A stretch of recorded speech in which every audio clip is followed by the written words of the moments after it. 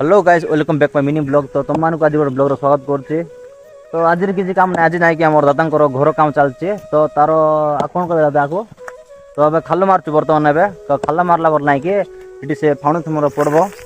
तो आज घर काम स्टार्ट होती तो घर ना गोटे मस भर कम्प्लीट होबार अच्छे हिसाब से तो समस्त काम लगी पड़े देख तुम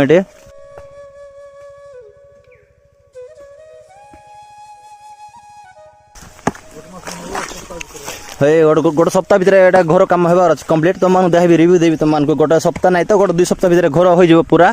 तो ये देख एमती कौन अच्छे भ्यूटा तो आ गोटे 2 सप्ताह पर घर ना कम्प्लीट हो आम जोश मारले गात गोटे मारले बर्तमान देख गात पूरा साइज अच्छे आर से आम जेसीबी किसी लगा जाए ना खाली आम हार्डवर्क शावल कड़की चलचे कम और ये मारवार अच्छे मुई मारबी गोटे गातटा।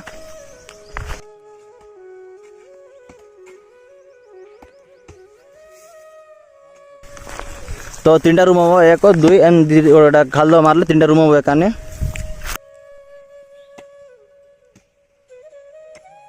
तो काम चलती तुम मान को पार्ट 2 रे घर केमती कौन चलती कामटा तो पार्ट 2 रे देख मैं मत फॉलो करत जय जगन्नाथ।